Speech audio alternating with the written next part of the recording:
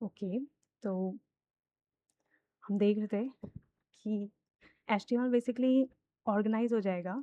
जो HTML basically text document ही है, but उसमें हम अलग-अलग टैग्स यूज़ करके एचटीएमएल का जो टेक्स्ट है उसको ऑर्गेनाइज़ कर सकते हैं डिफरेंट एलिमेंट्स में। तो जैसे मान लिया कि हमें कोई लिंक चाहिए, हम चाहते हैं कि उसे ये पता चल जाए कि ठीक है, ये एक लिंक हो, इस पे क्लिक करने से मतलब ये टेक्स्ट जो है वो किसी तरीके से दिखे और उस पे क्लिक करने पे मैं किसी दूसरे यूआरएल को मतलब यूआरएल पे पहुँच जाऊँ, ठीक है? दूसरे एड्रेस पे पहुँच जाऊँ, वेब पेज पे पहुँच जाऊँ, तो उसको कैसे पता चलेगा? तो हम जैसे ए टैग होता है, तो उसमें हम बीच में टेक्स्ट लिख सकते हैं, जो लिंक का हमें टेक्स्ट डिस्प्ले होगा यहाँ पर और जिस लिंक पर हमें इसे पहुँचाना है क्लिक करने पे, वो हम यहाँ पर लिख सकते हैं, ठीक है? तो अब एचटीएमएल इसे पढ़ेगा, उसे पता चल जाएगा, ठीक है, कि ये पूरा टेक्स्ट नहीं है, मुझे ऐसे ही डिस्प्ले नहीं करना है इसको, मुझे ये डिस्प्ले करना है एक तरीके से और फिर उसके बाद में जब कोई इंसान ये क्लिक करेगा, तो मुझे उसे इस साइट पर ले जाना है, ठीक है? तो अब हम इसे रिफ्रेश करते हैं, देखो, ये ट्रैवल साइट जो है अलग दिख रहा है और इस पे मैं क्लिक कर सकती हूँ, मैं क्लिक करूँगी तो ये मुझे इस यूआरएल पे ले जाएगा। तो ये travel.com कोई साइट है और ये खुल गई। ओके, तो अब हम पढ़ेंगे कि ये सब एचटीएमएल के जो बेसिक एट्रीब्यूट्स हैं, ठीक है? वो मैं बेसिक टैग्स हैं जो हम यूज़ करेंगे अपनी ऐप में मोस्टली, तो वो मैं अभी इंट्रोड्यूस करती हूँ, ठीक है? तो मेरे पास सब नोट्स बने हुए हैं, जो भी बेसिकली 90% ऑफ द टाइम जो हम टैग्स यूज़ करेंगे, मैं उनको इंट्रोड्यूस कर रही हूँ। तो इसके लिए अगर हम एचटीएमएल यूज़ करके हम लोग पेजेस अपने डिज़ाइन कर रहे हैं, ठीक है? तो ऐसे मतलब बार-बार इसे सेव करके रिफ्रेश करना पड़ रहा है, ठीक है? तो इसके लिए एक्चुअली वीएस कोड में ना एक एक्सटेंशन है, जो है इसका नाम है live server,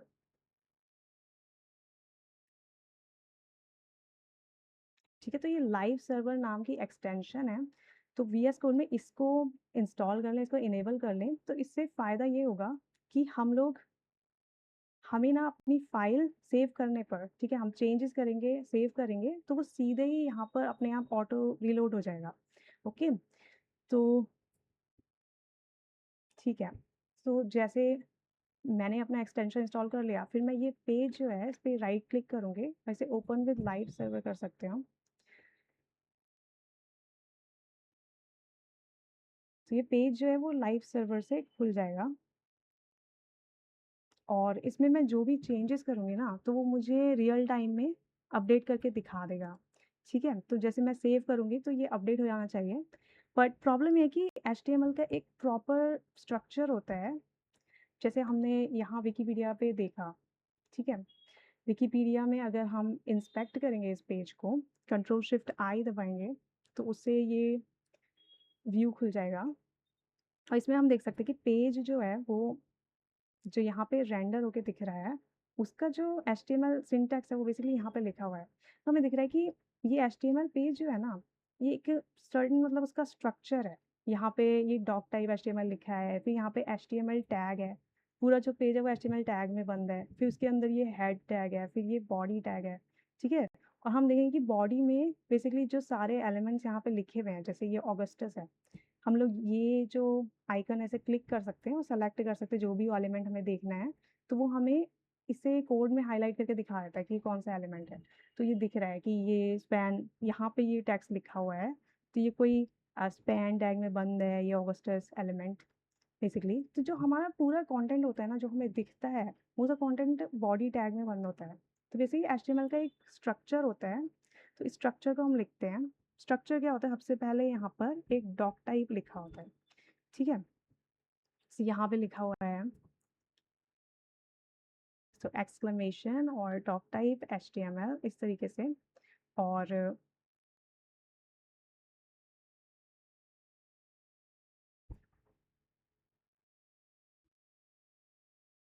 doc type HTML, और हम लोग फिर उसके बाद में एचटीएमएल टैग में पूरा पेज हमारा एचटीएमएल टैग में बंद होता है और उसके अंदर भी एक हेड टैग होता है और नीचे बॉडी होती है। बॉडी टैग होता है, ठीक है? और बॉडी में हम लोग अपना जो भी कंटेंट है वो लिखते हैं। तो जैसे मैं यहाँ पे एक H1 हेडिंग डाल देती हूँ, जो भी है टाइटल, मैं इसको सेव करूँगी।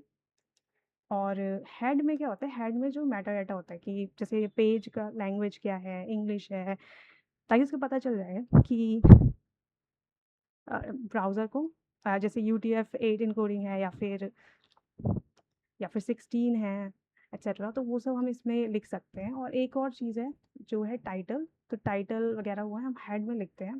तो टाइटल क्या होता है, जो ऊपर जब हम लिंक खोलते हैं टैब में हमें ऐसे एक नेम दिखता है, तो ये पेज का टाइटल होता है। ओके, तो हम अपने पेज को एक टाइटल दे सकते हैं जैसे डॉक्यूमेंट। ओके, तो ये एक प्रॉपर HTML स्ट्रक्चर है। और हमको ना इसे यूज़ करना पड़ेगा अगर हम चाहते हैं कि पेज बेसिकली सही से लोड हो जाए इस एक्सटेंशन के ज़रिए। तो यहाँ पे कुछ चीज़ें मिसिंग है, जैसे हेड में कुछ मेटा डाटा जाता है, ठीक है? तो वो मेटा डाटा चाहिए आई थिंक लाइव सर्वर को ढंग से काम करने के लिए। तो उसको लाने के लिए ना हमें ये बॉयलर प्लेट कोड चाहिए जो पूरा ये सब चीज़ें लिख देता है अपने आप।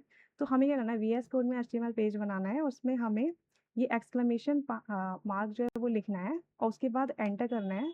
तो VS कोड जो है ना वो अपने आप ही ये बॉयलर प्लेट कोड जो है वो डाल देता है, ठीक है? तो ये कुछ मेटा यहाँ पे कैरेक्टर सेट लिख दे रहा है UTF-8, और यहाँ पे कुछ नेम इक्वल व्यू पोर्ट और कंटेंट कि इस तरीके का है, कुछ ये लिख देता है आई थिंक। और उसके बाद में अब बाकी जो है वो स्ट्रक्चर सेम ही है। इसको हम सेव करेंगे, तो अब ये लाइव सर्वर इसको रेंडर कर देना चाहिए, बट ये हो नहीं रहा। I think, I don't no, शायद इसको अपडेट करने की ज़रूरत है। तो ये HTML को मैं दोबारा, ठीक है, ये पोर्ट में मतलब यहाँ पे इसको लोकल होस्ट में बेसिकली सर्व कर रहा है लाइव सर्वर। तो मैं इसको बंद कर देती हूँ और फिर मैं दोबारा खोलती हूँ, ठीक है? इसको बंद कर देते हैं, फिर से इसे राइट क्लिक करके ओपन विद लाइव सर्वर करते हैं, ठीक है? तो ये हमारा डॉक्यूमेंट जो है वो खुल गया। अब डॉक्यूमेंट में कुछ है नहीं, ठीक है? तो टाइटल जो है, टाइटल क्या होता है, उससे जो ऊपर टैब पे जो टाइटल लिखा हुआ दिखता है ना, वो यहाँ से डिसाइड होता है। तो हम यहाँ पे लिख देते हैं कि इंडेक्स, ओके? तो ये अपडेट हो जाएगा। अब देखिए लाइव सर्वर जो है, कुछ ये मेटा सेटिंग्स लगा के ना ये लाइव सर्वर सही से काम करने लग जाता है। तो अब हम जो भी चेंजेस करेंगे ना और सेव करेंगे, तो वो ऑटोमेटिकली यहाँ पे पेज रिफ्रेश हो जाएगा जब भी हम कोई चेंजेस सेव करेंगे, और फिर वो चेंजेस दिखने लग जाएंगे। तो हमें बार बार रिफ्रेश नहीं करना पड़ेगा पेज को। यहाँ पे हम लिख सकते हैं जैसे कि H1 टैग जो हमें पता है, तो इंडेक्स पेज, और यहाँ पे वो अपने आप ही रिफ्रेश हो गया पेज। तो ऐसे स्टाइलिंग जब हम कर रहे हैं ना, तो ये लाइव सर्वर यूज़ करके स्टाइलिंग ईजी हो जाएगी, क्योंकि जो भी हम चीज़ें चेंजेस कर रहे हैं पेज में वो हमें सीधे सीधे दिखते रहेंगे। जैसे हम टाइप कर रहे हैं वैसे ही वो दिखते रहेंगे, तो उससे ईज़ी होगा। ओके, तो बेसिकली बेसिक स्ट्रक्चर क्या होता है, ये होता है HTML का। सबसे पहले ये डॉक टाइप HTML लगाते हैं, फिर उसके बाद ये HTML टैग लगाते हैं जिसमें सब पूरा जो HTML पेज का कंटेंट है वो इसी में इनक्लोज होता है। फिर हमारे पास 2 टैग होते हैं, हेड होता है और बॉडी होता है। और हेड में जो है ना हमारा मेटा डाटा, फिर मेटा टैग्स जाते हैं जिसके अंदर हम मेटा डाटा लिख देते हैं, और बॉडी में हमारा पूरा जो कंटेंट होता है पेज का वो लिख देते हैं। ओके, तो अब टैग्स जो है ना उनको हम डिफरेंट कैटेगरी में डाल सकते हैं, ठीक है? तो टेक्स्ट टैग्स होते हैं, ठीक है? तो टेक्स्ट टैग्स में हमारी हेडिंग्स आ गई, ओके? हेडिंग्स आ गया, पैराग्राफ आ गया, लाइन ब्रेक आ गया, ओके? हॉरिजॉन्टल लाइन आ गया, बोल्ड, इटैलिक्स, ठीक है? ये सब हमारे टेक्स्ट टैग्स में आ गए। तो टेक्स्ट में क्या है, हमारे पास जो हेडिंग्स हो गई, ठीक है? हेडिंग्स में H1, H2, H3 हेडिंग्स, हमारे पास H1 से लेके H6 तक हेडिंग्स हैं। यहाँ पे पैराग्राफ है, ओके? और ये लाइन ब्रेक है। तो हम एक-एक करके देखते हैं। तो हेडिंग्स तो सबको समझ में आ गया होगा। तो H1 हेडिंग हमारे पास H1 से लेके H6 तक है। तो H3 हेडिंग लिखते हैं। इसे देख पाते हैं। तो H3 हेडिंग क्या है, वो H1 से छोटा है, ठीक है? अब H2 हेडिंग जो होगा वो,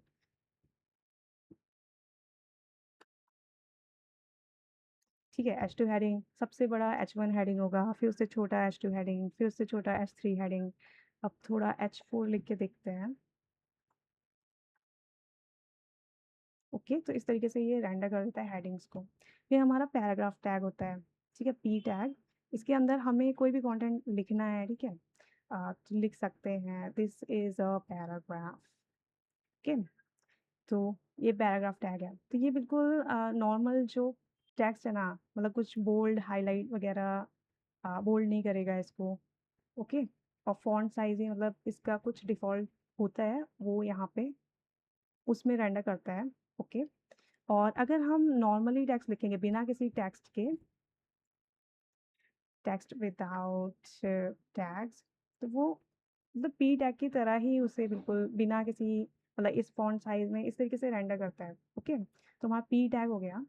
उसके बाद होता है हमारा लाइन ब्रेक। तो जब टेक्स्ट कंटेंट होता है तो हमें पता है कि जब हम डॉक्यूमेंट में भी लिखते हैं, अपना वर्ड में डॉक्यूमेंट बनाते हैं, तो हमारा हेडिंग होता है, हेडिंग के बाद हम लोग पैराग्राफ लिखते हैं।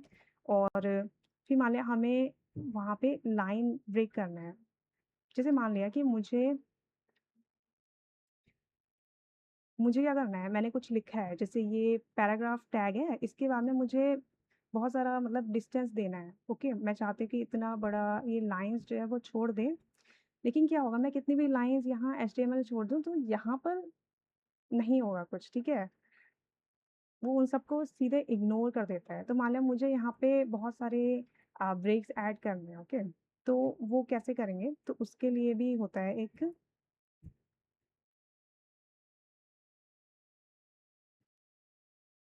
ठीक है? तो ये बीआर होता है, बीआर बेसिकली लाइन ब्रेक छोड़ देता है। तो अगर मैं यहाँ पे लगाऊँ कि मुझको 5 लाइनें छोड़नी है, कुछ लिखा नहीं होना चाहिए, बस गैप होना चाहिए, तो मैं 5 बार ये बीआर टैग यूज़ कर सकती हूँ, ठीक है? जैसे मैंने 3 बार किया तो बेसिकली ये 3 लाइनें बीच में छोड़ देगा, इतना डिस्टेंस छोड़ देगा। तो अगर मुझे लाना है कोई डिस्टेंस, तो मैं बीआर टैग को यूज़ कर सकती हूँ।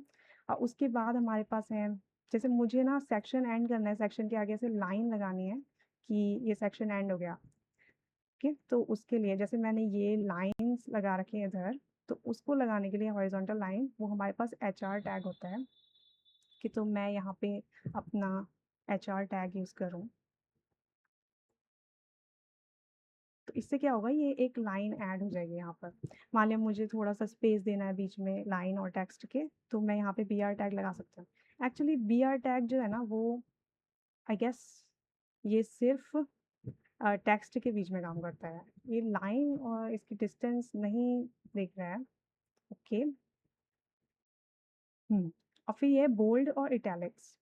तो हमें पता है, हमने देख लिया कि स्ट्रॉन्ग अगर हम लिखेंगे स्ट्रॉन्ग टैग के बीच में तो वो बोल्ड दिखेगा, और अगर हम आई टैग में लगा देंगे किसी टेक्स्ट को या फिर ईएम टैग में लगा देंगे तो वो इटैलिक्स में आ जाएगा। तो इसको भी यूज़ करके देखते हैं। जैसे मेरा ना मतलब मान लिया पी टैग के अंदर, तो हम लोग ना टैग्स को एक दूसरे के अंदर भी लिख सकते हैं। तो जैसे पी टैग में मेरा ये पैराग्राफ लिखा हुआ है, तो इसके अंदर मैं एक और टैग यूज़ कर सकती हूँ, ठीक है? तो लिखना है दिस इज़ बोल्ड टेक्स्ट, इस तरीके से, और मुझे इसे स्ट्रॉन्ग टैग में बंद करना है, तो मैं इस तरीके से इसे स्ट्रॉन्ग में मतलब इनक्लोज़ कर सकते हो। तो हम लोग क्या कर सकते हैं, टैग्स को दूसरे टैग्स में भी इनक्लोज़ कर सकते हैं, ओके। तो यहाँ पर ये पैराग्राफ, ठीक है, यहाँ पे जैसे पैराग्राफ जो है वो सिर्फ़ पी टैग के अंदर बंद है, तो इसमें कुछ हमें नहीं दिख रहा है, ठीक है? और लेकिन स्ट्रॉन्ग में जो बंद है वो हमें बोल्ड दिख रहा है। तो ऐसे ही मैं इटैलिक्स भी कर सकती हूँ। और मान लें मुझे इन दोनों के बीच में स्पेस चाहिए, तो आई थिंक हम लोग बीआर लगा सकते हैं इधर। तो फिर ये अब एक ही लाइन में था, अब ये 2 लाइन में ब्रेक हो चुका है, ओके। और मुझे इटैलिक्स लिखना है मान लिया, तो मैं आई टैग के अंदर लिखूँगी कोई भी टेक्स्ट, तो वो इटैलिक्स में आ जाएगा। और मुझे मान लिया ब्रेक चाहिए, ठीक है? तो इस तरीके से मैं लाइन ब्रेक कर सकती हूँ यहाँ पर। और ये कि टैग्स जो है, जैसे H1 टैग है तो और H2 टैग है, तो H1 जो है ना वो बेसिकली यहाँ पे H1 टैग है और ये बेसिकली ऊपर-नीचे इतना सारा ये स्पेस छोड़ रहा है, तो वो स्पेस ना टैग्स के हिसाब से डिसाइड होता है। तो तभी जब हमने देखा था कि यहाँ पर मान लिया H4 है और उसके बाद में ये लिखा है पैराग्राफ, तो उसके बीच का डिस्टेंस जो है ना वो थोड़ा ज़्यादा है। बट यहाँ पे जब हमने लाइन ब्रेक लगाया, ये एक पैराग्राफ टैग है और फिर ये भी पैराग्राफ में ही है, तो इन दोनों के बीच में जो है डिस्टेंस कम है, ठीक है। तो ये बेसिकली जो टैग्स होते हैं ना, उनका पहले से ही कुछ पैडिंग वगैरह सेट होता है, तो उसके हिसाब से ये चल रहा है। ऑलराइट, तो बी आर जो होता है वो बेसिकली बस लाइन ब्रेक कर देता है, वो नेक्स्ट लाइन पे पहुंचा जाता है, ये बेसिकली न्यू लाइन कैरेक्टर की तरह है। और तो बेसिकली ये हमारे टैग्स, सॉरी, टेक्स्ट टैग्स जो होते हैं वो हो गए। इसके बाद में हमारे पास लिंक्स होते हैं, तो लिंक्स हमने देख लिया कि लिंक्स कैसे लेकर आते हैं। तो ए टैग होता है, ए टैग के अंदर यहाँ पे जो भी लिखेंगे तो ये लिंक का टेक्स्ट होगा जो हमें यहाँ पर दिखेगा, और फिर इसको लिंक बनाने के लिए यहाँ पे कोई टारगेट यूआरएल होना चाहिए, तो उसको हम लिख देंगे। जैसे हमने लिखा था travel.com, तो हम लिख सकते हैं, तो ये लिंक बन जाएगा एक, और हमें पूरा लिखना पड़ेगा HTTPS। ओके, तो इस तरीके से ये लिंक बन जाएगा, फिर हम इसे क्लिक कर सकते हैं। और ये भी होता है, मान लिया कि जब मैं इस लिंक को क्लिक करूँगी ना, तो ये इसी टैब में इस लिंक को खोल दे रहा है, लेकिन मैं चाहती हूँ कि ये इस टैब में ना खोले, ये दूसरी टैब में खोले, न्यू टैब में। तो उसके लिए हम एक और एट्रीब्यूट है यहाँ पे, टारगेट इक्वल हम लोग आई थिंक ब्लैंक होता है, टारगेट इक्वल ब्लैंक सेट करेंगे ना, तो अब ये लिंक जो है ये दूसरे टैब में जाके खुलता है। तो इस तरीके से ये लिंक टेक्स्ट हो गया, मतलब लिंक टैग हो गए। ओके, और फिर मान लिया हमें इमेजेस इमेजेस चाहिए।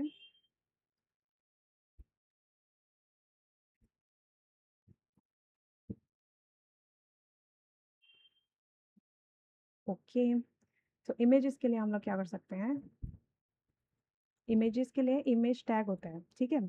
और इमेज में हम लोग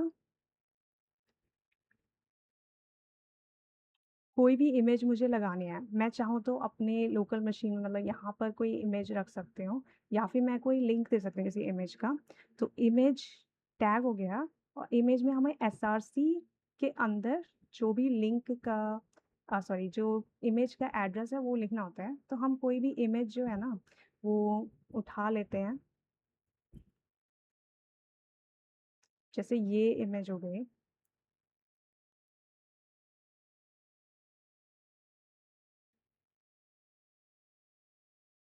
खुलने में बहुत साल लग रहे हैं इसको।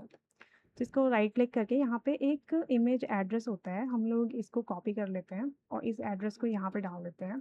बहुत बड़ा एड्रेस है, ठीक है। तो इमेज टैग जो है उसमें हमने ये लिंक डाल दिया इमेज का, तो इससे ये इमेज यहाँ पर आ गया। ओके, तो ये इमेज टैग होता है। उसके बाद में हम लोग मतलब इसका जो डायमेंशंस है वो भी यहाँ पे सेट कर सकते हैं अगर चाहें तो।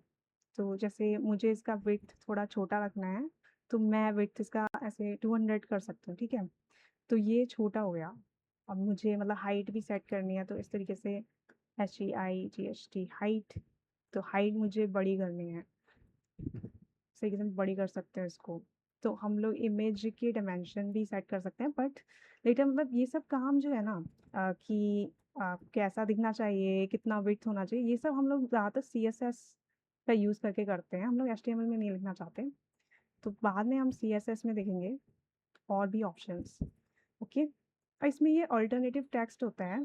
तो अगर हम ऑल्ट इक्वल कुछ लिखें इमेज में, तो उससे क्या होगा, मान लिया किसी वजह से ये इमेज नहीं रेंडर हुई, मान लिया कि किसी ने वो इंटरनेट से इमेज ही हटा दी, तो अब ये यूआरएल काम ही नहीं करेगा, तो इमेज नहीं आएगी। तो ये है कि जब इमेज रेंडर ना हो तो उसकी जगह हम एक अल्टरनेटिव टेक्स्ट रख सकते हैं कि ये इमेज नहीं खुली, तो वहाँ पे टेक्स्ट लिखा हुआ आ जाएगा कि ये एक इमेज, ठीक है, कोई सीनरी है उसकी इमेज है। इस तरीके से हम लोग ऑल्ट लगा सकते हैं यहाँ पर।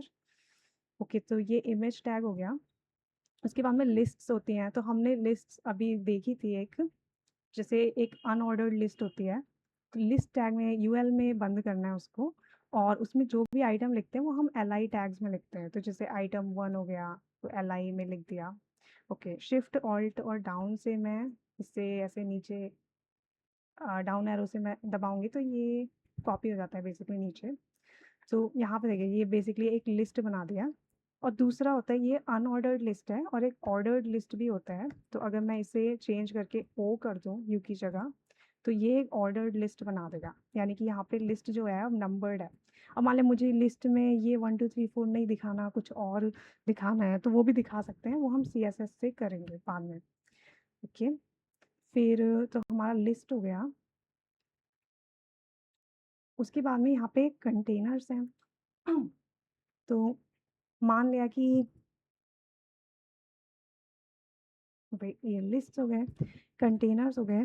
तो कंटेनर क्या है कि मान लिया मुझे ना कोई 2 चीज़ें जो हैं, मान लिया बहुत सारे टैग्स हैं, उनको मुझे ना एक कंटेनर में रखना है, मुझे उनको एक साथ में रखना है। जैसे मान लिया ये इमेज है, तो इमेज के साथ में मैं उसका इमेज के साथ में मैं उसका जो डिस्क्रिप्शन है मान लिया वो भी रखना चाहती हूँ। तो मैंने यहाँ पे पी टैग लगा दिया और यहाँ पे कुछ लिख दिया, this is an image of I don't know some field. ठीक है, तो यहाँ पे ये टेक्स्ट आ गया। मैं चाहती हूँ कि यहाँ पे हम एक बार ब्रेक लगा देते हैं थोड़ा-सा, कि लिंक ऊपर हो जाए, यहाँ पे आ जाए। एक और लगा देते हैं। तो फिर यहाँ पे ये टेक्स्ट लिखा हुआ है। अब मैं क्या करना चाहिए, मान लिया मैं स्टाइलिंग लगा रही हूँ बाद में, तो मैं इमेज को मान लिया इस पेज में सेंटर कर दूँ। तो मैं चाहती हूँ कि ये जो मैंने पी टैग लगाया है यहाँ पे, वो हमेशा इमेज के साथ में रहे। मैं इन दोनों को ना एक साथ एक कंटेनर में रखना चाहती हूँ, तो मैं ऐसा कर सकती हूँ। मैं बेसिकली इमेज और पी को ना एक कंटेनर में रख सकती हूँ। कंटेनर हम मतलब डिव डिव जो होता है वो बेसिकली कंटेनर होता है। उसके अंदर हम कोई भी चीज़ लिख सकते हैं। जैसे इमेज और पी टैग जो है ना मैंने इस डिव कंटेनर के अंदर बंद कर दिया। तो अब जो है ये दोनों चीज़ें ना साथ में आएँगी। तो जैसे मान लिया इस डिव पर इस अब मैं पूरे कंटेनर को ना अ, हटा सकती हूँ। मतलब कंटेनर को मैं कहाँ पे रखना है पेज में वो सब मैं डिसाइड कर सकती हूँ। तो हम देखते हैं जैसे कि वही रॉन्ग रॉन्ग चीज़। Okay, okay. देखते हैं कि डिव तो हम इंस्पेक्ट कर सकते हैं राइट क्लिक करके। हम अपना पेज देख सकते हैं। तो हमारा पेज ठीक है, ये हमारा एचटीएमएल पेज है, ठीक है, एचटीएमएल टैग्स, उसमें हेड है और बॉडी है, लिखा है। ओके, बॉडी में जो भी हमने कोड लिखा है बेसिकली वो आ रहा है और हम देख सकते हैं मतलब जब हम उस लाइन पे जाएँगे ना, तो वो उस लाइन को हाइलाइट कर देगा, ठीक है? जैसे यहाँ पे जा रहे हैं, तो ये मुझे इंडेक्स पेज दिखा दे रहा है, ठीक है? और इस तरीके से मुझे दिख रहा है और ओके, तो हम देख सकते हैं कि डिव है। तो डिव क्या है? डिव बेसिकली ये पूरा का पूरा जो ब्लू हाइलाइटेड दिख रहा है वो कंटेनर है। ओके, और उसमें हमारी इमेज भी आ रही है और हमारा जो जो टेक्स्ट है वो दोनों आ रहा है। हम इसे खोल के देख सकते हैं कि ये इमेज है, ये पैराग्राफ है और इस डिव के ज़रिए हमने क्या किया इन दोनों को एक ही कंटेनर में कंटेन कर दिया। ओके, और इस डिव का हम लोग एक तरीके से ये सीएसएस वाला डायग्राम होता है, बॉक्स डायग्राम, तो हम देख सकते हैं कि डिव है। और इस डब्बे में मतलब हम पैडिंग वगैरह भी लगा सकते हैं, मार्जिन लगा सकते हैं, बॉर्डर लगा सकते हैं, ये सब कर सकते हैं। ओके, तो फिर बेसिकली हम लोग क्या देख सकते हैं कि जो भी एलिमेंट्स हैं ना, जैसे H1 एलिमेंट है, ये सब P एलिमेंट है, ये सब क्या है, ये एक कंटेनर है अपने आप में और फिर हम क्या कर सकते हैं, इन चीज़ों को भी एक दूसरे बड़े बॉक्स में मतलब बड़े कंटेनर में बंद कर सकते हैं इन दोनों चीज़ों को। इस तरीके से हम कर सकते हैं और ओके, तो ये फिर कंटेनर्स हो गए। और तो जो डिव होता है वो बेसिकली तो डिव कंटेनर हो गया, जेनेरिक ब्लॉक कंटेनर। और स्पैन जो होता है वो इनलाइन कंटेनर होता है, ठीक है? तो जैसे यहाँ लिखा है तो स्पैन क्या होगा, जैसे माय नेम इज़ यहाँ पे आ रहा है, अगर हम इसे 2 डिव में लिखते हैं, तो मैं इसे ले लेती हूँ। ओके, तो जैसे मान लिया मैंने यहाँ पे लिखा है माय नेम इज़, ठीक है? मतलब मैं एक डिव बना रही हूँ और उस डिव में मैं लिख देती हूँ पहले वाले में माय नेम इज़, ओके, और दूसरे वाले डिव में मैं लिख दूँ माय नेम इज़ और फिर मैं दूसरे वाले डिव में लिखूँ जो भी है ऐसे एलेक्स। तो इससे क्या होगा, ये दोनों अलग-अलग बॉक्स हैं मतलब और ये दोनों अलग-अलग लाइन्स पर आ रहे हैं बॉक्सेस। बट मुझे क्या करना है, मुझे इन दोनों बॉक्सेस को ना सेम ही लाइन पर लेके आना है। तो इसे मुझे क्या करना पड़ेगा, मुझे इनलाइन ब्लॉक की ज़रूरत पड़ेगी तो इनलाइन ब्लॉक अगर मुझे चाहिए, तो मैं ऐसा कर सकती हूँ कि मैं स्पैन में लिख सकती हूँ, ठीक है? एलेक्स, ठीक है, हम एलेक्स लिखते हैं और माय नेम इज़, तो अब क्या होगा, ये इनलाइन ब्लॉक्स हैं, ओके? तो ये डिव जो है ये बेसिकली पूरा ही ले रहा है स्पेस, पूरा ही रो, बट जो ये वाला कंटेनर है स्पैन जो है वो एक ही लाइन में, मतलब हम बहुत सारे स्पैन लगा सकते हैं।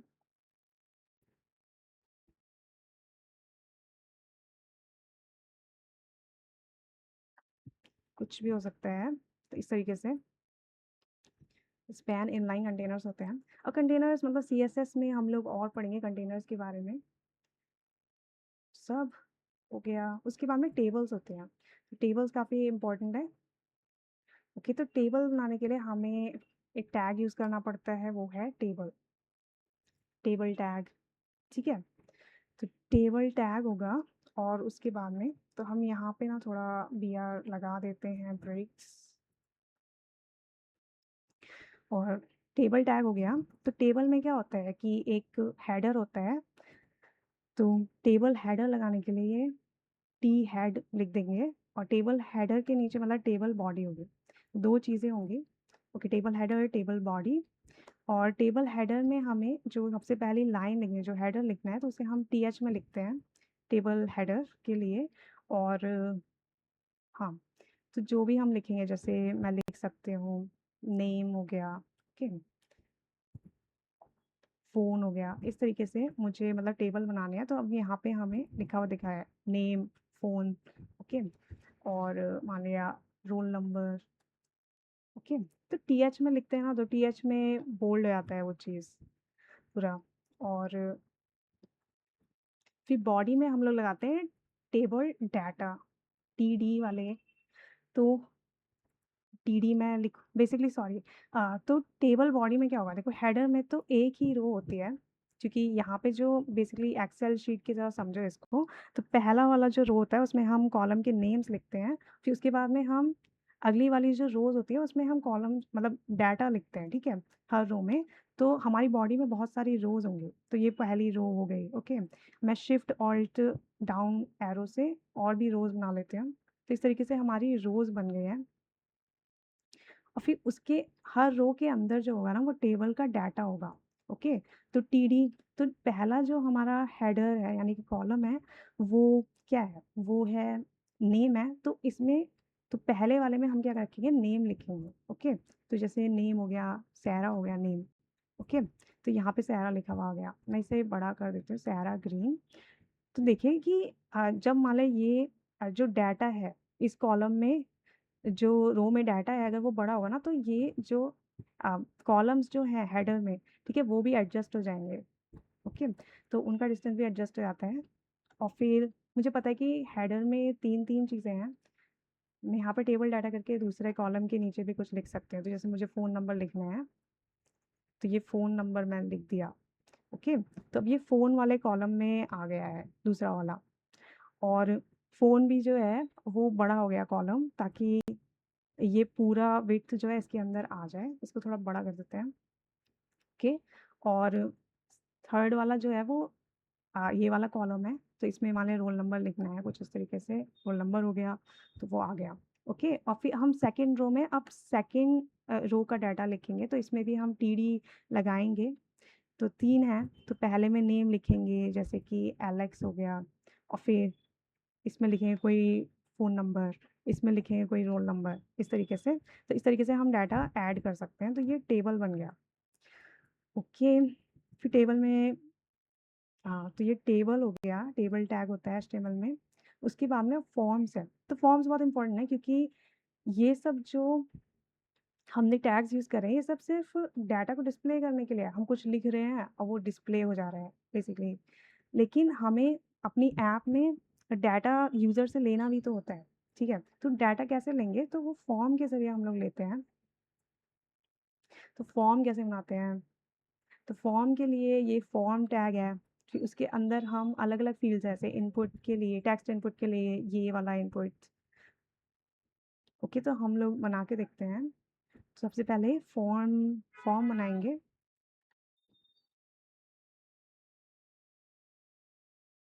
ओके, तो इसे हम फॉर्म टैग में एनक्लोज़ कर देंगे और मुझे कोई इनपुट फ़ील्ड बनानी है, तो मुझे बस इनपुट लिखना है।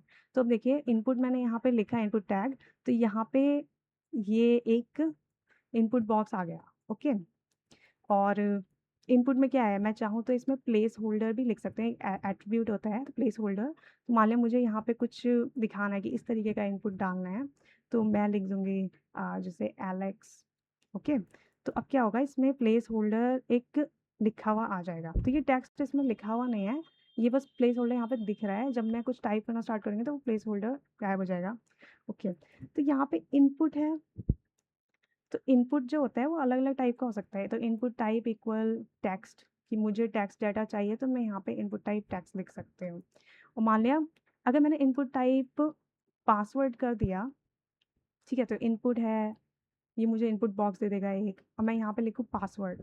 तो इससे क्या होगा, तो हमने देखा है कि पासवर्ड जब भी हम टाइप करते हैं ना ब्राउज़र में, ऐसे फॉर्म्स में, तो पासवर्ड हमें दिखता नहीं है, ठीक है? जैसे मैं यहाँ पे टाइप कर रही हूँ तो मुझे जो मैंने टाइप किया वो नहीं दिख रहा है, यहाँ पे ये दिख रहा है मुझे रेड, सॉरी जो डॉट्स हैं वो दिख रहे हैं। तो इस तरीके से पासवर्ड फ़ील्ड है जो हाइड कर देती है जो भी हम कैरेक्टर टाइप कर रहे हैं, ओके।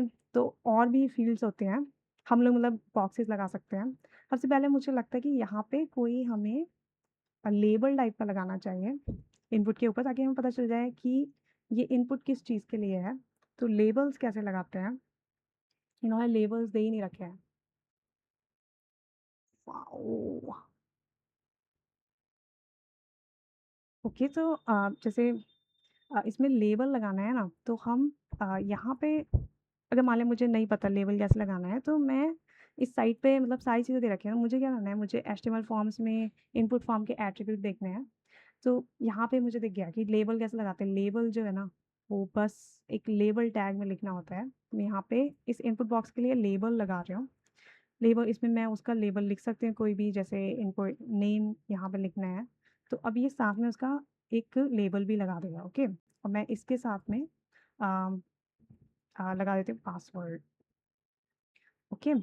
तो और ये भी होता है कि हमें क्या करना है, लेबल्स को ना, कि ये इस इनपुट बॉक्स का लेबल है, वो दिखाने के लिए हम लोग क्या कर सकते हैं, इनपुट तो हम इनपुट बॉक्स को ना एक नेम दे सकते हैं अपना अलग। तो फिर जैसे मैं इसको लिख देती हूँ नेम इक्वल, कि नेम लिख देती हूँ कि मेरा नेम के लिए है, या फिर इसको, ठीक है। जैसे इसमें लिखा है फर्स्ट नेम के लिए एफ नेम जो भी है, तो मैं नेम नेम दे दिया, फिर मैं लेबल में लिखूँगी कि ये जो लेबल है ये किसके लिए है, ये नेम के लिए है, तो यहाँ पे मैं लिख दूँगी नेम। तो अब ये लेबल जो होगा वो बेसिकली क्लियर हो जाएगा, ठीक है, कि ये इस वाले इनपुट बॉक्स जो है उसके लिए ये वाला लेबल है। तो हर इनपुट बॉक्स को हम लोग नेम दे सकते हैं, तो इसको मैं दे देती हूँ पासवर्ड, और फिर इस लेबल को भी मैं यहाँ पे फॉर इक्वल यहाँ पे पासवर्ड लिख सकते हैं, ओके।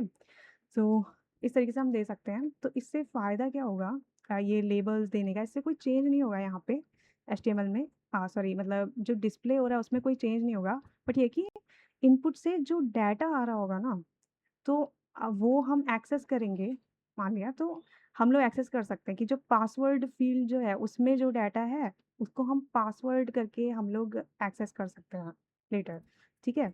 तो हमें पता चल जाएगा कि ठीक है ये वाला इनपुट बॉक्स का नाम नेम है, और फिर हम नेम अ, जो है उसका नेम से मतलब एक्सेस कर सकते हैं इस तरीके से।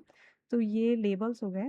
और एचटीएमएल में मान लिया सॉरी फॉर्म्स में अब चेक बॉक्सेस भी होते हैं और बटन्स भी होते हैं, तो कैसे लेके आएँगे। और देखिए यहाँ पे इनपुट एक और है, इनपुट के अंदर हम लिख सकते हैं जैसे टाइप इक्वल नंबर।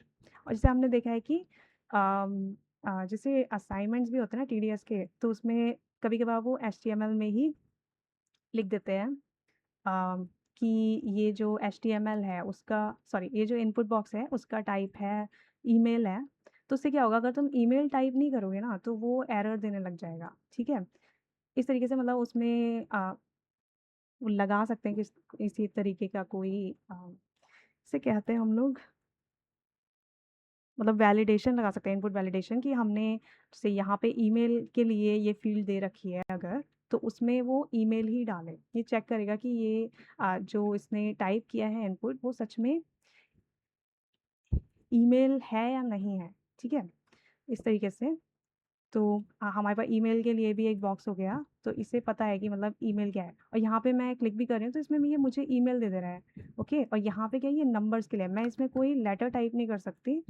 इसमें लेटर टाइप करने पे पता नहीं ई टाइप करने पे ओके, आई गेस ई जो है वो एक नंबर है, आई गेस 5 एक नंबर है, वो नहीं आएगा इसमें। बट ये कि इसमें ना हम नंबर टाइप कर सकते हैं, लेटर्स नहीं, क्योंकि ये नंबर्स के लिए जो इनपुट टाइप है वो नंबर है। पासवर्ड में क्या है कि फील्ड में जो हम टाइप कर रहे हैं वो हमें दिखेगा नहीं। और ईमेल में क्या है कि ईमेल ये अपने आप दिखा दे रहा है, इसको पता है, ओके।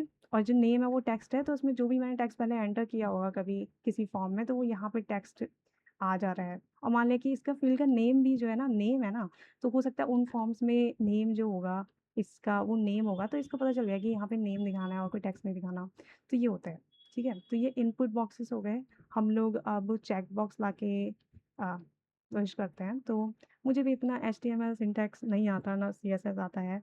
बाद में हम लोग बूटस्ट्रैप देखेंगे। तो बूटस्ट्रैप क्या है, CSS का फ्रेमवर्क है। तो उसके ज़रिए बेसिकली स्टाइलिंग वगैरह जो लगानी होगी ना, वो हम बूटस्ट्रैप से लगाएँगे, क्योंकि CSS बहुत ही थोड़ा कॉम्प्लिकेटेड है और उसमें बहुत ज़्यादा कोड लिखना पड़ता है हमको स्टाइल लगाने के लिए। अभी हम देखते हैं, ठीक है, टाइप चेक बॉक्स लिखेंगे तो वो चेक बॉक्स बन जाएगा आई गेस, बट इसमें एक्सप्लेन नहीं कर रखा है अच्छे से। टाइप इक्वल चेक बॉक्स, इस तरीके से। ओह! ओके, सो इसने बस एक चेक बॉक्स दे दिया है और कुछ यहाँ पे लिखा हुआ नहीं है और हमें नहीं पता मतलब लेबल वगैरह इसमें कैसे लगाना है। आई गेस चेक बॉक्स ये इनपुट है, तो इसमें हम लोग कुछ नेम दे देंगे इसको। तो नेम इक्वल जो भी है, ठीक है, चेक बॉक्स। और फिर यहाँ पे लेबल दे सकते हैं इसको। हाँ, आई थिंक इसमें ना वैल्यू होता है एक, जैसे वैल्यू है, तो वैल्यू दे सकते हैं। तो जैसे ये चेक बॉक्स है, इसका वैल्यू जो हुआ, वो मैंने दे दिया आई डोंट नो, कुछ भी, जैसे ओके, वैल्यू को वैल्यू नहीं देते हैं, चलो एडमिन देते हैं कि ये बंदा एडमिन है या नहीं, इस तरीके से। तो यहाँ पे वैल्यू अभी लिखा हुआ नहीं आया है, इसको लेबल दे देते हैं, लेबल कि ये एडमिन है। ओके, तो अब एडमिन पहले आ रहा है और लेबल बाद में आ रहा है। आई थिंक चेक बॉक्स में ना कुछ, ओके, तो हम ना यहाँ पे जाके देख सकते हैं कि आखिर चेक बॉक्स हमें सॉरी यहाँ पे होगा, क्योंकि ये हमारे फॉर्म के एट्रीब्यूट्स दे रखे हैं इसमें, okay. Submit without validate, okay. Form हो गया, इनपुट हो गया। तो इन्होंने यहाँ पे ऐसा नहीं दे रखा है, बट यहाँ पे इन्होंने दे रखा है कि फॉर्म में एक्शन एट्रीब्यूट दे रखा है। तो एक्शन क्या है कि मुझे इसमें क्या होगा, मान लिया फॉर्म में एक बटन है, तो हम बटन को हमेशा, तो बटन के लिए, बटन लाने के लिए हम लोग ना बटन लिखते हैं और बटन के अंदर उसका कुछ नहीं, जैसे सबमिट बटन है तो मैं सबमिट लिख देती हूँ इसका टेक्स्ट, तो इससे क्या होगा, ये बटन आ जाएगा। बट ये बटन जो है ये कुछ कर नहीं रहा, तो क्या करें, मान लिया ये बटन दबा के हम किसी और पेज पर चले जाएँ, पहुँच जाएँ, तो उसके लिए ना एक्शन में हम लोग कोई यूआरएल लिखते हैं, ठीक है। और ये यूआरएल क्या करेगा बाद में, जैसे फॉर्म में सबमिट करते तो आखिर सबमिट करके वो सर्वर पे डाटा कैसे जाता है, उसको एक्सेस कैसे करते हैं, वो सब चीज़ें हम बाद में देखेंगे जब हम फ्लास्क पढ़ रहे होंगे, ओके। तो फिर एक्शन में क्या है, हम लोग कोई यूआरएल लिख सकते हैं, ठीक है। तो जैसे HTTPS, ठीक है, तो मतलब ये होगा फ्लास्क में हमने अपना कोई यूआरएल एंड पॉइंट क्रिएट कर रखा होगा एक, ठीक है, राउट क्रिएट कर रखा होगा। तो जब हम सबमिट करेंगे तो वो वाला राउट सबमिट करने पे ये उस वाले राउट पर ये वाला डाटा जो है भेज देगा, ओके। फिर उस राउट में हम लोग अपना फंक्शन लिखेंगे, फिर फंक्शन के अंदर हम लोग ये लिख के मतलब जो डाटा है इनपुट में वो हम ले सकते हैं। इस तरीके से हम लोग फॉर्म का डाटा जो है एक्सेस करते हैं सर्वर साइड पर। जैसे HTTPS मैं google.com ही लिख देती हूँ। तो फॉर्म जो है सबमिट होगा, तो बेसिकली इसमें क्या हो रहा है, बस एक्शन जो है यहाँ पे पहुँच जा रहा है। और यहाँ पे हम लोग क्या कर सकते हैं, हम लोग बाद में मतलब फ्लास्क में ये देखेंगे कि कैसे हम लोग ये कोई अपना राउट बनाएँगे, फिर उस राउट के यूआरएल को यहाँ पे डालेंगे और उससे फिर कैसे हम लोगों का डाटा जो है वो उस राउट पे कैसे एक्सेस होगा वो बाद में देखा जाएगा। ओके, तो अब ये फॉर्म एट्रीब्यूट हो गया और इसमें और भी चीज़ें हैं, चेक बॉक्सेस होते हैं और इनपुट टाइप, इनपुट एट्रीब्यूट्स दे रखे हैं इसमें, एचटीएमएल फॉर्म्स दे रखे हैं इसमें, सिर्फ चेक बॉक्स है, डिस्प्ले इज चेक बॉक्स, हाँ रेडियो बटन्स भी होते हैं, लेबल तो इसमें दे रखा है रेडियो बटन्स कैसे लगाने हैं, ठीक है। यहाँ पे टाइप रेडियो, नेम ये दे रखा है, वैल्यू दे रखा है, तो रेडियो का वैल्यू यहाँ पे सेट कर रखा है। फिर नीचे लेबल इन्होंने लिख रखा है, लेबल फॉर जावास्क्रिप्ट, इस तरीके से। ओके, तो बेसिकली लेबल जो है वो यही लगाएंगे। तो लेबल जो है, अगर मुझे चेक बॉक्स के बाद में लेकर आना है, यहाँ पे लिखना है इस तरीके से, तो ये हो जाएगा। और बेसिकली क्या होगा, जब मैं इसे क्लिक कर दूँगी, चेक कर दूँगी, तो इसकी वैल्यू जो है ना, यहाँ पे जो चेक बॉक्स नेम होगा, तो वो उसकी वैल्यू एडमिन हो जाएगी। अगर ये नहीं होगा सेट, तो इसकी वैल्यू नहीं होगी कुछ। ओके, तो इस तरीके से चेक बॉक्सेस बना सकते हैं। ऐसे ही रेडियो वाले होते हैं, रेडियो बटन्स होते हैं। तो इसमें क्या है, हम लोग ना रेडियो में बहुत सारे चीज़ें लिख सकते हैं, जैसे एचटीएमएल, सीएसएस और जावास्क्रिप्ट, ये 3 चीज़ें हैं। तो होगा ये, यहाँ पे दे रखा है, ओके। तो हमने एक इनपुट बनाया है,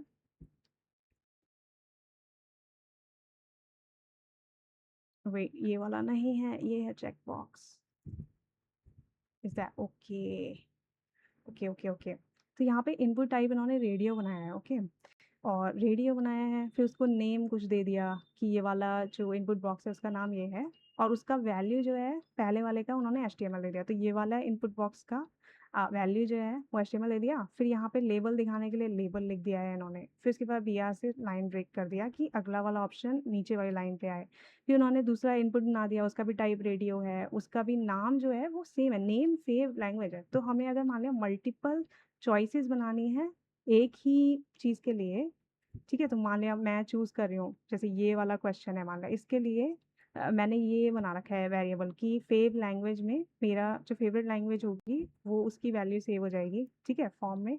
तो मुझे ये चाहिए, तो फिर मैं उसके लिए 3 मतलब ये बना दिए मैंने रेडियो बटन्स, और उसमें नेम सेम रखा है, वेरिएबल जो है वो सेम है, ये सेम लैंग्वेज के लिए है ये तीनों बॉक्सेस, और वैल्यूज़ जो हैं वो अलग हैं। तो मान लिया अब मैंने सीएसएस पे क्लिक किया, तो क्या होगा बाद में जब मैं ये डाटा एक्सेस कर रही होंगी अपने सर्वर साइड पे, तो बेसिकली डिक्शनरी टाइप की होगी, तो उसमें फेव लैंग्वेज जो होगा उसके अंदर जो वैल्यू होगी, ठीक है, फेव लैंग्वेज मान लिया की है और उसकी वैल्यू जो है सीएसएस पे क्लिक किया हुआ है तो वो सीएसएस हो जाएगी, ठीक है। इस तरीके से मतलब फॉर्म में डाटा इनपुट करते हैं। हाँ, तो ये सब एट्रीब्यूट्स जो हैं चेकबॉक्स वगैरह, तो इससे सीख सकते हैं जो भी जिस भी चीज़ की हमें ज़रूरत हो।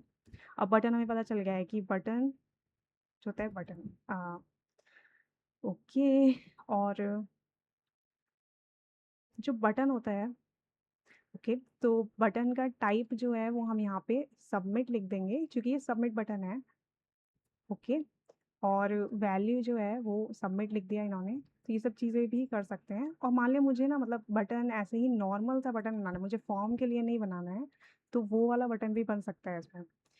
अ, जैसे मुझे बाहर ही बटन बनाना है, बटन्स भी होते हैं एचटीएमएल में, तो बटन बनाना है, उसका टेक्स्ट मैंने लिख दिया कि go to new page, I don't know कुछ ऐसा। तो ये क्या होगा, एक और बटन बन जाएगा।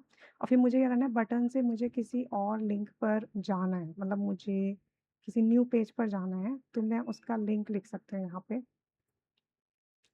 न्यू पेज जो भी है, अगर ऐसा कोई पेज होगा, तो मैं इसे क्लिक करूँगी तो ये मुझे वहाँ पर ले जाएगा, ऐसा होना चाहिए। ये नहीं ले जा रहा है।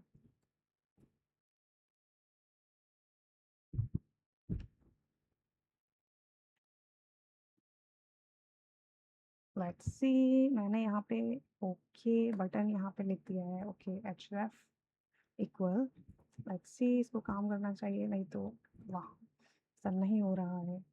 Okay, okay, sorry, button I think, okay इसको बाद में देखेंगे, मुझे भी इतना एचटीएमएल नहीं आता है। तो जो भी है, तो सबमिट बटन जो होता है उसमें हम लोग टाइप ऐसा लिख देते हैं, वैल्यू लिख देते हैं, वो बटन। और लेबल में हमेशा हम लोग फॉर लिखते हैं कि किस इनपुट के लिए ये लेबल है। तो ये फॉर्म्स हो गए। उसके बाद में मतलब ड्रॉप डाउन भी क्रिएट कर सकते हैं, ये सब चीज़ें हैं। और एचटीएमएल में क्या है कि हम लोग चीज़ों वेबसाइट को डिवाइड भी कर सकते हैं। वेबसाइट में मतलब जैसे नेविगेशन बार होता है तो उसको हम नैव में बंद कर सकते हैं, नैव टैग में। तो ये सब टैग्स भी होते हैं, लेकिन इनकी इतनी ज़रूरत नहीं है। और मतलब हम लोग मीडिया भी ऐड कर सकते हैं, मीडिया टैग भी होते हैं। मान लिया मुझे वीडियो डालना है, तो वीडियो के लिए ये वीडियो टैग है। ओके, तो यहाँ पे वीडियो भी डाल सकते हैं, वीडियो। और तो वीडियो हो गया। और आई डोंट नो वीडियो में इस तरीके से डबल टैग्स होते हैं क्या? यस। फिर उसके अंदर हम लोग सोर्स लिख रहे हैं। ओके, तो यहाँ पे लिखा है सोर्स। ओके, सोर्स टैग है सोर्स। यहाँ पे लिख रहे हैं हम लोग src इक्वल जो भी वीडियो हमारे पास कोई है, मान लिया तो कुछ भी वीडियोस हम लोग सर्च कर सकते हैं, उसका यहाँ पे लिंक डाल देंगे। तो कॉपी लिंक एड्रेस, लिंक को कॉपी कर लेते हैं और यहाँ पे डाल देते हैं लिंक। तो अब यहाँ पे वीडियो आ जानी चाहिए, दिखनी चाहिए, बट नहीं दिख रही है इधर। आई थिंक एम्बेड करने के लिए भी कोई होता है। Okay, okay, I think may be embed करने के लिए जो वीडियोस होते हैं उसके लिए अलग से हमें कुछ यूट्यूब में देता है वो। वेट, तो यूट्यूब हम लोग खोल सकते हैं। बेसिकली क्या है, यहाँ पे हम लोग क्या कर सकते हैं, सोर्स में जो हमारी वीडियो है ना, मान लें यहाँ पे डली हुई है, तो हम उसका पाथ लिख सकते हैं, तो वीडियो यहाँ पे हमें दिखने लग जाएगी।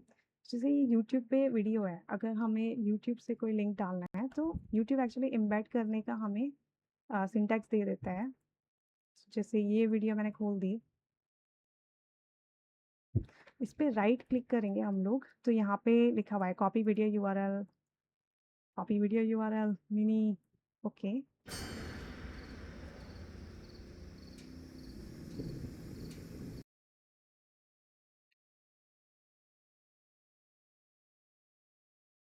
या कॉपी एम्बेड कोड दे रहा है ये। तो यहाँ पर हम लोग इस कोड को डाल देते हैं, देखते हैं क्या होता है। ओके, तो ये कुछ आई फ्रेम में लिखा हुआ है, आई फ्रेम में सोर्स, उसका टाइटल वगैरह इसने डाल दिया है। तो आई गेस हमें आई फ्रेम यूज़ करना होता है अगर हमें इंटरनेट की कोई वीडियो है वो डालनी है। ओके, तो मैंने आई फ्रेम यूज़ कर लिया और ये वीडियो अनअवेलेबल टू वॉच है यहाँ पर। हो सकता है कोई रेस्ट्रिक्शंस हो इस वीडियो पर, कोई और वीडियो डाल देते हैं जैसे कि ये वाली। Researchers have noticed something weird. Some learners who use AI tools experience no